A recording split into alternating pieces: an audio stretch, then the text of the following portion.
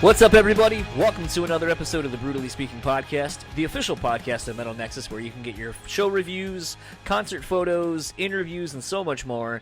And with me, as always, is Daniel Terry. How are you doing this evening? I'm doing good. Have you ever gotten a can of beer that just tasted a little bit like soap whenever you open it up? It's really fucking weird you asked that, because someone, I don't know if I saw it on Instagram, or I saw someone make the comment about how they had a beer that tasted like soap, and they loved it. And I was like, what the fuck is that? Like, I've never heard of anyone saying that, so you're the second person I've seen in like the last couple of days that's mentioned soapy beer. I will say it seems like at times when you get either like lavender beers or something with is it coriander? It kind of has more of the floral notes to it. Sometimes that ends up tasting like soap to me. Well, it's the beer. It's a snapper, and I'm not used to it usually tasting like that. So I'm gonna pour it out in a glass right now, or and see if it plastic foams up. cup. If it foams up, it's done. Yeah. Well, I mean, it's gonna foam technically. It is. Yeah, that's the hard part. That's the flaw in my plan. But I don't know.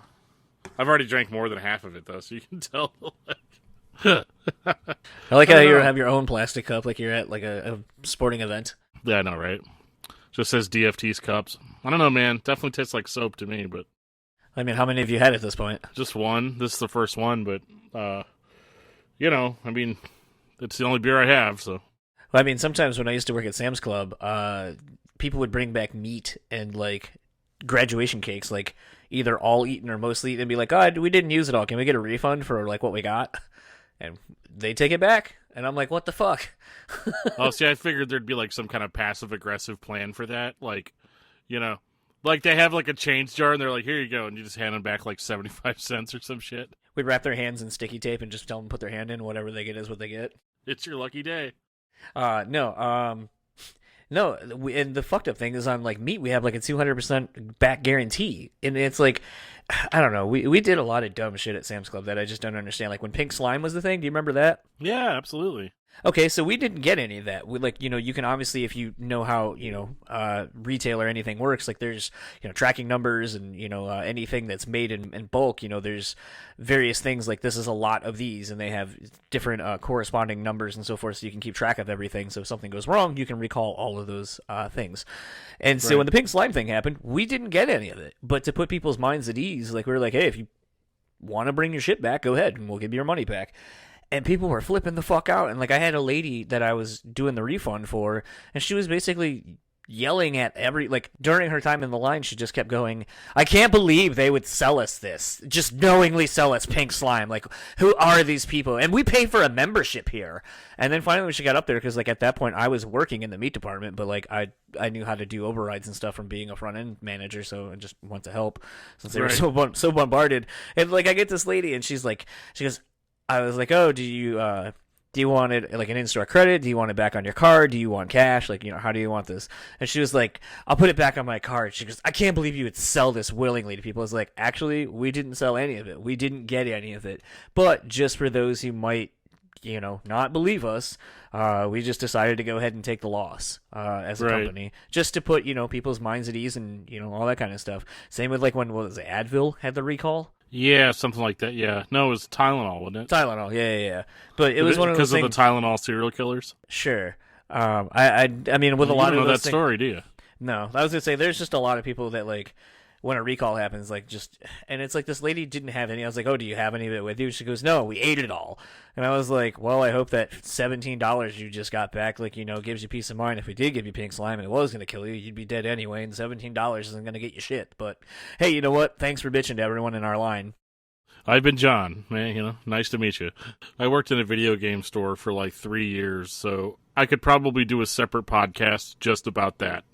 That sounds like a Patreon episode of Viber. That should be a Patreon episode. Our greatest work-related stories, Clerks-esque, as it were. Absolutely. Just because they serve you doesn't mean they like you. Oh, fuck, no, we don't. All of that aside, this episode's guest is Hank von Hell. Hank from Hell, if you're familiar with Turbonegro. Hank's got a new record out. Egomania came out late last year, but I mean, a lot of people think it came out this year early, which, I mean, I did. So, but if you are a fan of Turbonegro, this is definitely right up your alley. It's great to hear Hank back doing what we all love him for. And I don't, Dan, I don't think Turbonegro is really a band you or I have really talked about. Are you a fan of the Denim Warriors that make up Turbonegro? Yeah, they're a band that I'm definitely aware of, but I enjoy it because I like punk music, at least old school, and so I'm into it in that aesthetic. Definitely not a band that I would like sit down and listen to, but I did, for this interview, but like it's still yeah. I would say I'm a fan. I'm more a fan than not a fan. You should do a discography discussion on those guys. That would be fun. It'll take a long time, but it'll be fine. Yeah, you're going all the way back to 86, I think. Well, I thought their first album was in 94.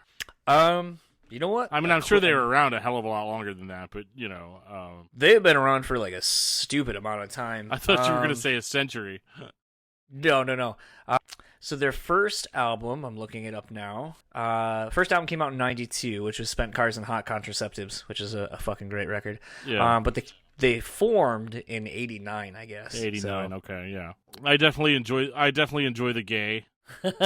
I do because it's just they're doing all this stuff in just such a fun tongue-in-cheek kind of way, and there's something respectable about just seeing a dude standing there, stomach hanging out, dancing sexually, like rhythmically to the music. I can't get past the visual. I mean, that band is just chock full of visuals. I think, I know Kiss is a big inspiration for them, but I think it's like, if the best way I could really describe it is like AC/DC meets Kiss. Yeah, it's absolutely. just straight ahead rock and roll, but like with kind of interesting theatrics to it. It's fun cheese for me. Oh yeah, and this interview is full of plenty of that. It's funny leading up to it. I wasn't sure if I was going to get Hank as the person, or if I was going to get kind of the character Hank from Hell. And so I was kind of pleasantly surprised, and I kind of did it in the interview a certain way where I kind of leaned into the character and then kind of swayed back into talking about him as a person. And I think it worked really well, straddling the line. It was kind of like your Guar interview was, Yeah. Where you kind of got the dude, but you also got to have some fun with it too. I mean, I think this might be the very first time you've ever called one of our guests dead sexy. Well, I mean, I had to return the favor. He called me dead sexy when I was. Well, I mean, it's the truth, but when I was a wee lass at 23. Right. What's fucked up is I'm drinking a wine that's almost as old as I was when I saw Hank the last time, and the only time. But all of that aside, let's get into my conversation with Hank from Hell, and we'll talk to you all when we get back.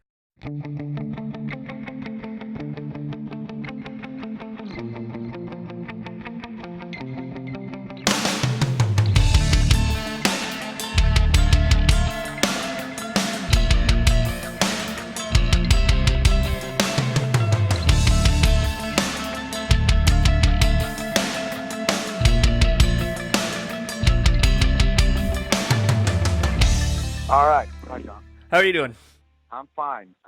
It's late night here in Norway. I'm packing, getting ready for hitting the road. Part 2 of the Pretty Decent tour. Well, I will get right into it then, so that way you can get into packing and maybe get some sleep before you have to hit the road. Oh, yeah. I probably won't, but I never do. So I have the pleasure this early afternoon for me, late night for Hank. Speaking to Hank Von Hell from of himself now. They just put out a record, Egomania, which is out now via Sony Music. And you're getting ready to gear up for the second part of your Pretty Decent tour. How are you doing this evening? Well, hi, John. I'm doing fine, thank you. I'm really, really excited to be back in the U.S. after 10 years of absence, actually. I think the last time we played there was in 2009, springtime. So yeah, it's good to be back. I was going to kind of save this question for a little bit later, but it seems like the perfect opportunity to really ask this. I think I actually saw you on one of your last U.S. tours on the Retox album cycle, and something that I noticed and thought about was the fact that Turbonegro really never did extensive U.S. touring. And it seems like right out the gate, with this new record in tow, that you're making a big priority to hit the U.S. and not just like a smattering of dates here and there, but like a full-on tour. How important was it for you to maybe hit some of these territories that you maybe didn't hit as often in Turbo? Well, I think that the absence have proved a huge, like, I think I left a huge question mark leaving the band and just focusing on different things in artistry. So I've been acting a lot, playing other kinds of music and stuff like that. So I realized that what coming back also meant having to come back to the U.S. and kind of answer the question mark and turn it into an exclamation mark and prove and show that my fans over there are very much included, and the territory is very important to me in this comeback period. Yeah. You know, kind of speaking to your time away, a lot had been made of your time away from Turbonegro and just really the public eye as a whole for a lot of rock fans and so forth. What was the start of you wanting to make Egomania, and how long into the process of kind of the collection of everything did you know that, like, okay, I think this is going to be a full album and I'm ready to come back? Oh yeah, well I never ever imagined that I would be approached by any label with the offer to do a comeback with all the necessary factors in there that I needed.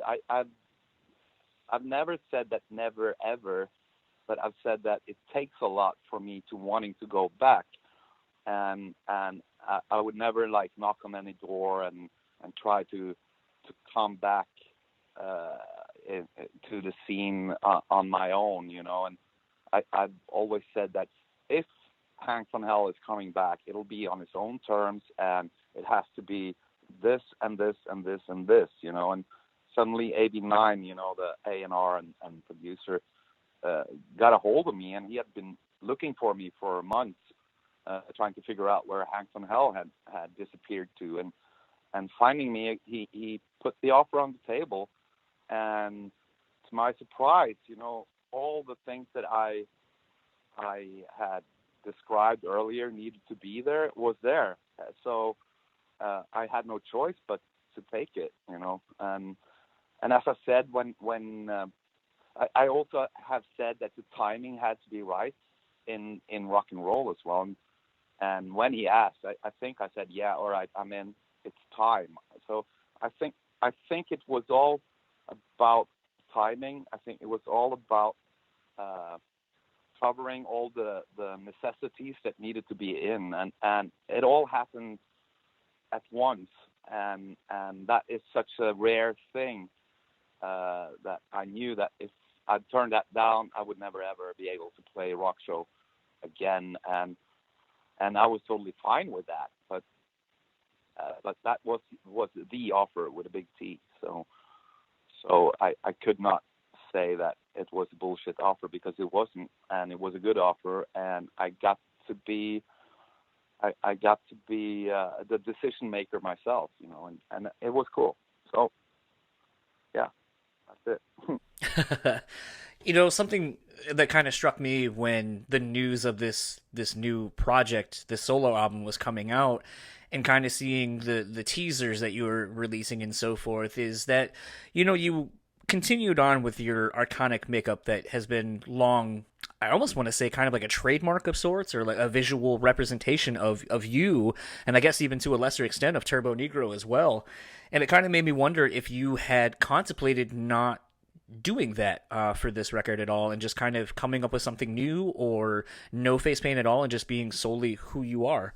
Well, you know, like that face makeup is not very, it's not like so unique, that because it's actually like a rip off from, inspired by Alice Cooper, and as a lot of people are pinpointing, you know, it's like, yeah, you can look like, what's his name, Neil Diamond or something, and Black Diamond, and if you look or at King Diamond, yeah, well, yeah, King, yeah, and then you have like makeup in rock is not invented by Turbonegro, you know.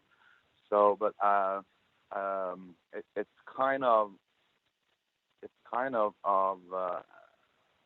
signature of Hank from Hell, but it was also in kind of coming back, rising from the dead. It needed to be refined a little bit. So there is a bigger difference between the old Hank, Turbo Hank makeup and Hank from Hell makeup now than it, for example, would have been with Gall leaving Gorgoroth. It's like corpse paint in black metal.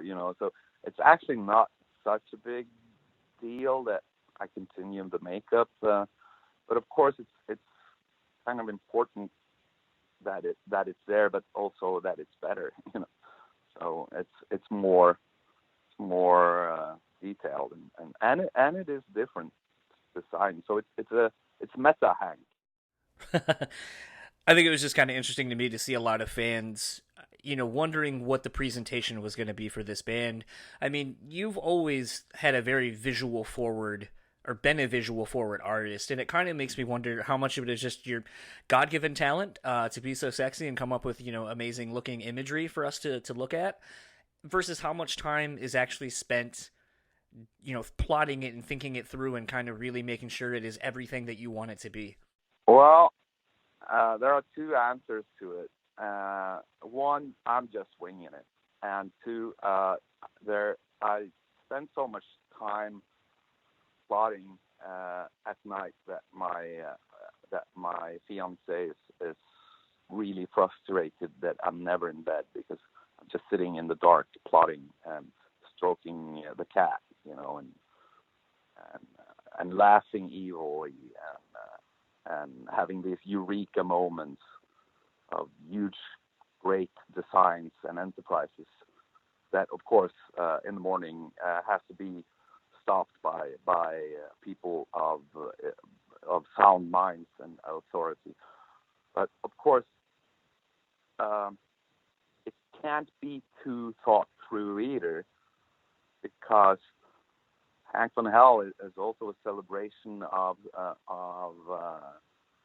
total anarchy and havoc, and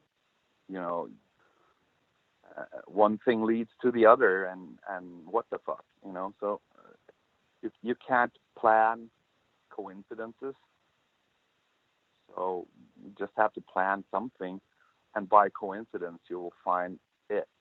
That's very true. Kind of a maybe an odd shift, I'm not entirely sure, but I think it kind of speaks to just the awesomeness that is you in a live setting, just the very in the moment, no fucks given kind of attitude that is very infectious.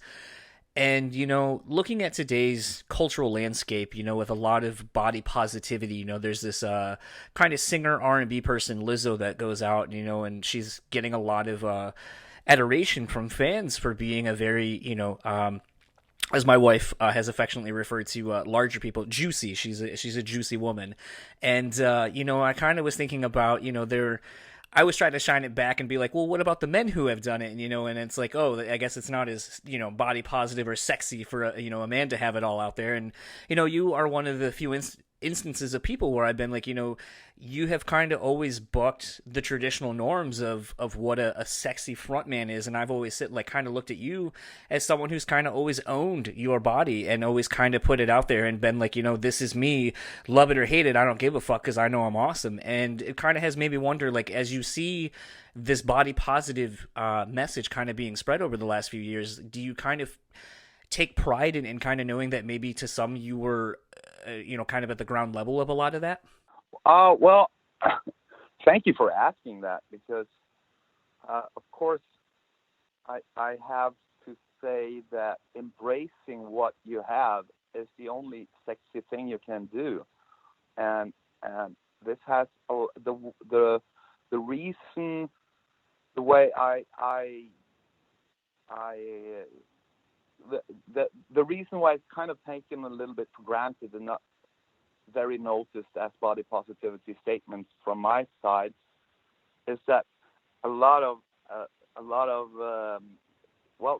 we boys have had like an historical kind kind of advantage over the peer pressure of that women are exposed to, because men have always had the freedom and been in a position to not give a fuck, basically. But if a girl have not given a fuck, it has resulted in a lot of scandal because of a very rigid expectation of female behavior and visuals. So I discovered very early that my belly out there was that I was actually doing what any man would have done after a few beers. If your body isn't that perfect, all you have to do is drink it so you think it is and show it and not give a fuck, but if a girl does that, she would get like social sanctions from her peers that would have turned very fastly into insecurity, bullying, depression, anxieties, and all that comes from it. Having said that, men have issues and are also exposed to body ideals that are really hard to live with, especially coming of age. When you lose hair, when your belly grows fat, it is a laughing matter in elitist cultures in the West today. But I was actually very early made aware of from fans, even in the 2000s, that it meant a lot to them that I did what I did, even like boys, but also a lot of girls, that I kind of showed that it's not about the body you have and how it looks, it's about how you sport it, and suddenly what was anti-sexy became very sexy. And that, I think I heard a lot of people have told me that gave them a little bit of reference to feel that they're not so bad after all, and body positivity that way is something I'm very proud of. I know that a lot of people have been bullied because of their bodies, and also have developed different kind of eating disorders, different kind of addictions, different kind of depressions, and felt very alone in a body culture that is very elitist, So having been a positive way of just celebrating what is, and look at my shipwreck of a body, and I'm here, and that have given some sort of inspiration and motivation for kids that have a struggle to move on. Of course, I'm proud of it, and I'm also humbled by it, because it's a privilege for a person like me with all the troubles I've actually been, with the demons I've faced, been struggling with addiction myself and stuff, and felt really worthless many times, and being able to inspire other people like that, it means a lot to me, and gives me some sort of motivation to move on that is beyond just being famous. So, but having said that, I have lost a lot of weight recently, and that was a health matter. I had to do a gastric bypass operation, and that is also a struggle, and becoming sexy is in this way is actually changing a big fat cozy Papa Bear belly to like some baggy things, but hey, who gives a shit? I need to take away a lot of skin. And do you think that would be cool if I made like wallets and cowboy hats out of my... It's funny. There was a podcast, and I can't remember who it is. Someone had actually talked about, maybe it was Kevin Smith, because he was like, "Fuck it, I'm big and I lost all this weight, but I still have the ancillary skin still." And he was like, "Do you think I can make Kevin Smith wallets and shit like that?" And people were like, "That's so fucking gross." And he's like, "I mean, everyone says I'm a whore anyway, so so fuck it, why not?" Like, yeah, well, I love Kevin. We're two on the planet right now, because I'm kind of thinking it would be cool tattooing my name on like all the parts of my body before cutting it off, and then. But I think you have to do like some. It's not. I discovered it's not legal in Norway. You are not Yeah, it's allowed not to legal in bring. most areas, I don't think, technically.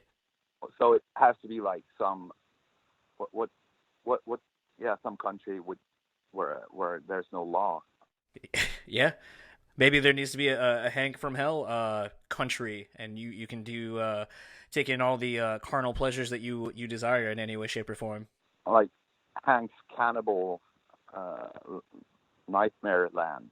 Sure. I Well, mean, I know.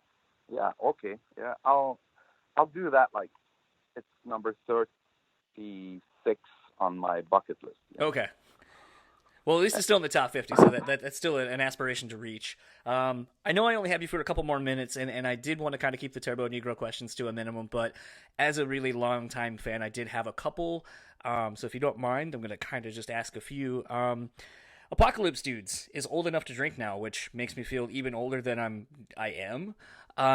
What do you recall from making that record, and did you realize that it was going to kind of be as seminal as it has become? Uh, well, there it was made in a very very difficult time personally for me. I don't want to go too much into that, For but sure. but I remember actually surprisingly much because I was actually interviewed about the album as a phenomenon earlier today, Oh, and I realized that that it is a lot of things that I do remember. But it was a very, very strange time because that was a very, very important album, and being part of making that at the moment, I was not by any chance a process where I felt that I was making rock history. Uh, I was actually struggling just to stay alive at the time. So it has become more and more aware, like real to me that this album is not going out. It's not going to be forgotten in rock history at all, and it stays and sticks. So of course, it's it's a bit overwhelming because it's not something I think about every day. That come on, you made one of the most important top 10 rock albums of Norway, and in punk rock, Scandinavian punk rock, and so even Yellow Biafra said it's the most important album released in Europe, and people of insight and importance are hailing this album, and it's it's not something that I actually go and pat myself on the back for, but now and then it occurs to me that shit, I was actually the singer of that album, and it's still my voice there, so it's weird. I can tell you that. I'm not sure if like Raw Power, if, if Iggy and the guys were really big at the time, but I think it's some similarities. I think they weren't very big, huge, like, but they and the album kind of more and more became a very very manifest landmark of the Detroit early punk scene. So and it's weird. Yeah. last question before I have you plug like socials and what you got going on the rest of this year. I know we said 36 is kind of figuring out a way to autograph some of your extra skin there and all that. That's 36. What's a collaboration musically that you would like to do that maybe that you haven't done yet that might be a little bit higher up on the list? Collaboration. Yeah. Oh, like in terms of other artists Yeah. and stuff. Yep. Other artists. Someone musically or well, however you want to yeah, interpret that question. well, I want to make a death metal anthem with Billie Eilish and Neil Diamond. So it'll be poppy as shit, that's for sure. Well, it would be death metal with people who doesn't understand how to make it. So it would be very deadly. I don't know. You're asking too big a question, because there are so really cool artists out there, and having if you get a chance to cooperate with other people of talent, it's always a pleasure and a privilege, and you can never take stuff like that for granted. So, but I don't know. I think that's the perfect answer, actually, for how broad of a question it really is. And then lastly, where can people find you online, and what does the rest of this year have for you? Well, you can go on Instagram and go for Hank Von 8. Then you can see what shenanigans Hank is doing there. And also Hank Von Hell has Facebook. But the Instagram is the easiest way to get hold of my world. Awesome. And thank you very much for taking the time. I know it is very late your area, and I know I kept you a little bit longer than scheduled, but as a longtime Turbonegro fan, and as I still hold the memory of on my 23rd birthday when you found out it was my birthday, you said, "Happy birthday, sexy boy." And I always, it's a moment that makes me smile every time. It was at Smalls in Detroit on the, you were on the Retox tour cycle with Mondo Generator. Oh man, that was weird, because at that time Detroit were struggling a lot, so it was kind of ghostly town. It was, but it made it for those in attendance. I think my two of my best friends, who are basically like brothers, we went, and that was like I said, my 23rd birthday was hanging out with you guys and putting on a show that is easily in my top 5 that I've ever seen. And just because of the small intimacy of it, and the fact that you guys gave it everything you did. And I think that's probably, I'm looking forward to hopefully making it to the Detroit date, and hopefully having that same experience once again, and making me feel like I'm 23 and not 35. Yeah, well, I hope to see you too, bro. No problem. And I look so forward to meeting the rock audience of the U.S. again, and old friends and new fans. It will be cool, really cool. Awesome. Well, enjoy the rest of your night, and thank you again. Shitty, bye. The second beer is much better, by the way. There's something about that first one. No. So that was my conversation with Hank from Hell. I gotta say, I was very giddy when this interview got confirmed. As you heard me say kind of in the intro, I'm a pretty big Turbonegro fan. I actually have the eyes makeup that Hank has tattooed on me, actually. And it is one of those things where it was an apprentice piece from a friend of mine. Right before I went and saw Turbonegro, it was like one of his last pieces. It's one of those that, like, that show has lived in the pantheon of shows, countless shows that I've been to over my life. For a multitude of reasons, that was one of the first and only times I've ever celebrated my birthday for an entire week. I was one of those people. And on top of that, when we went to the show, I just kept telling everybody, I was like, "It's my birthday. You got to buy me a shot." Which legitimately, at the show, it really was my birthday. So right. If anyone called me out on it, I was like, "Oh, look at my ID." But there was one dude who was just bombed already, who kept buying me Jaeger bombs, who was following the tour that Turbonegro was doing, and like had seen the band a shitload of times, traveling around to go see them when they would play in the States. And that dude got me just fucking wrecked, which is the perfect way to see Turbonegro. But Hank is one of those people, as I said, I don't think a lot of people really would look at Hank as kind of one of the forefathers, I guess, of being body positive as far as the image that they put out. But, I mean, as we were joking in the intro, I honestly can't think of anybody who really flew that flag more prominently than Hank. Absolutely not. I thought the angle of your interview was interesting. Not the whole interview, but just this part of it was interesting. You're like, so let's just talk about your stomach for a minute. It was kind of like, I don't know, like it was interesting how you phrased it, how like, you've done this and like really haven't gotten much blowback from it. Whereas if a woman were to get up and do that, with the same body type, like she'd be massively ridiculed. I thought that was really interesting, and I wasn't surprised at his opinion on that, but it is something interesting to think about. Whereas, like, he goes up and does that, and all of us middle-aged dudes are like, "Fucking right, this is awesome," But if a woman gets up there and does that with the same body type, it's like, what is she doing?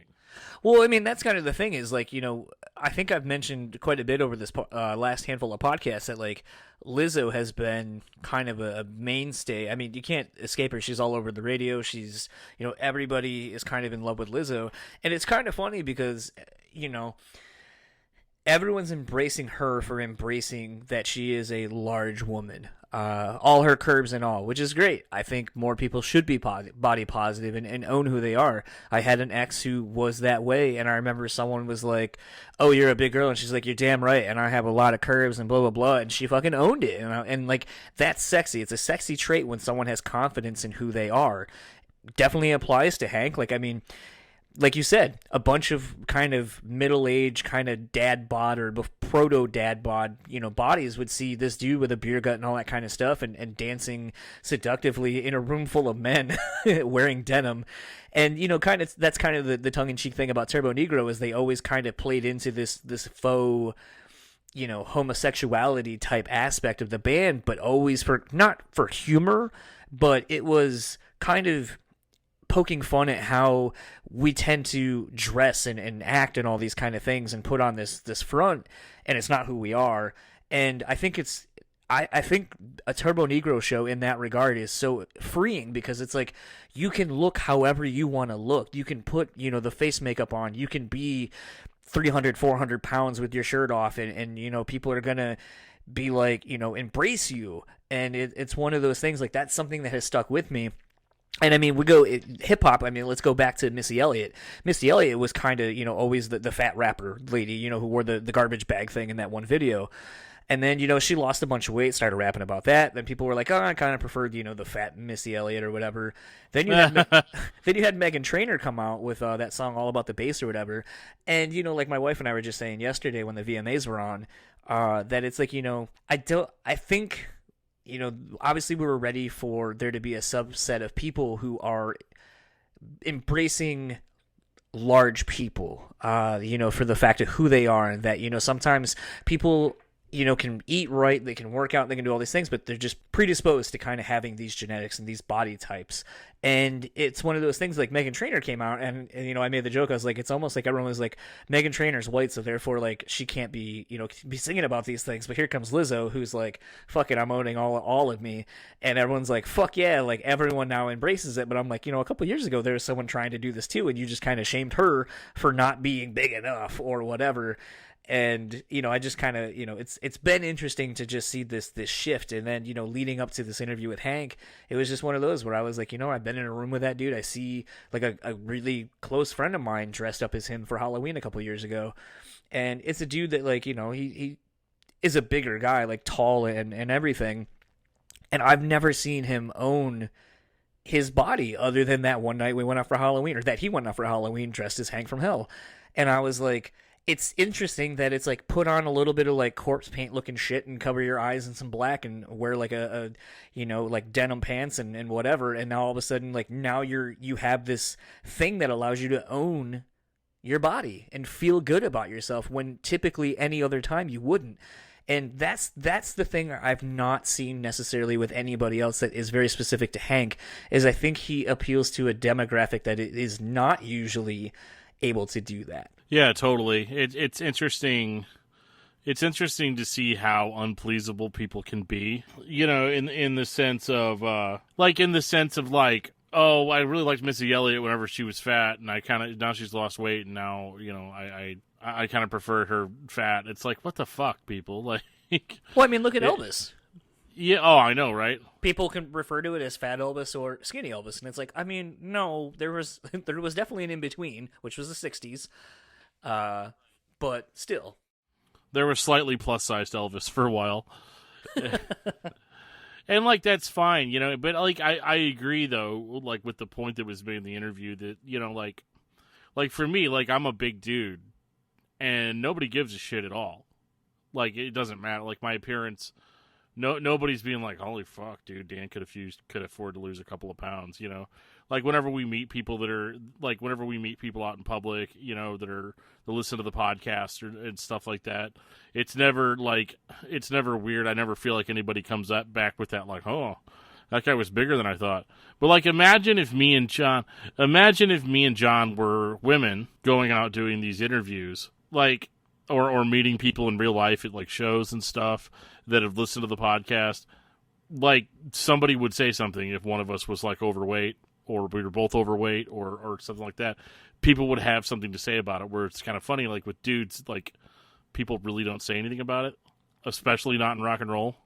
Because in rock and roll, like, what's more rock and roll than being a super unattractive dude? Look at Lemmy. That's not even a weight thing, but he's not a beautiful man. No. Or he wasn't a beautiful man. No, he wasn't. But, you know, people are like, no, trick question, Lemmy is God. You know? Right.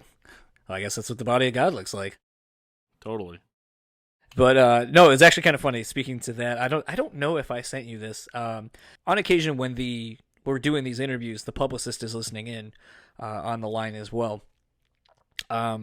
Friend of mine via social media and all that kind of stuff, David, who is the publicist for Hank on this, was listening in on it, and he's from Michigan initially, splits his time, I think, between Michigan and LA, and was one of those things where when I asked that question, I got a thing that goes, "God damn, you're a genius," and I go, and I didn't see it pop up initially, so when we were kind of talking about something else, I looked at my phone and saw it pop up on the Facebook Messenger, and I was like, What are you talking about? Because, like, what we were talking about at the time when I saw that was not interesting, not very interesting, to where it should warrant that kind of a response.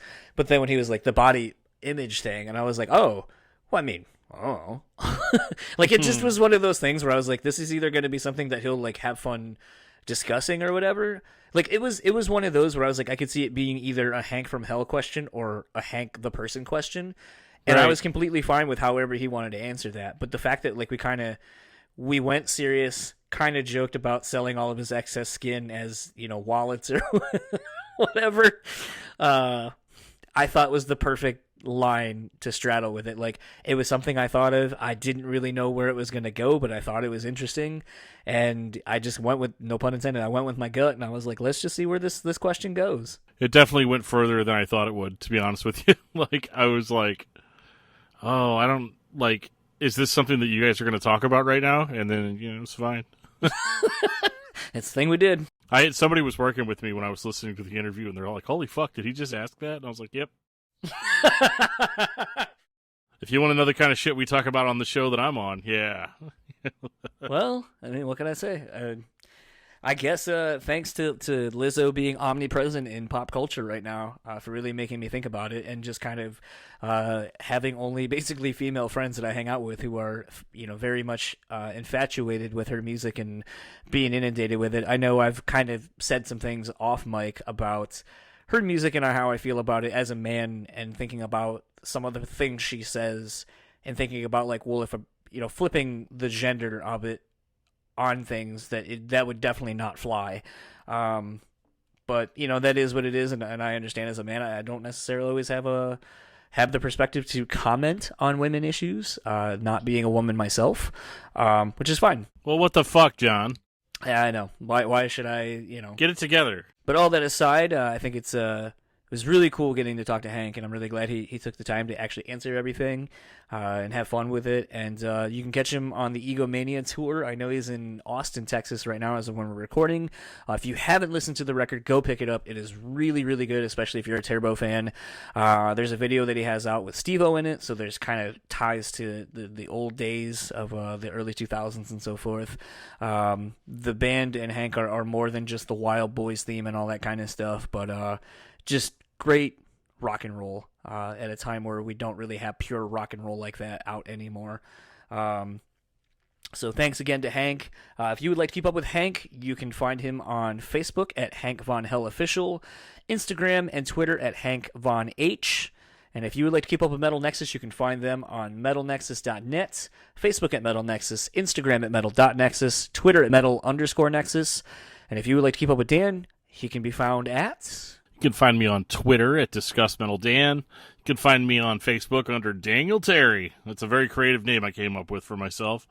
And you can also find me on Gmail if you send me an email at discussmetaldan@gmail.com. And you can always find me either praising or talking shit on your favorite band on my other podcast, Discography Discussion, at discussmetal.com. Have you gotten any blowback from the King Diamond episode? I haven't done a King Diamond episode yet. Wasn't it King Diamond you just did? Diamond Head. Sorry. Too many diamonds and kings and all that.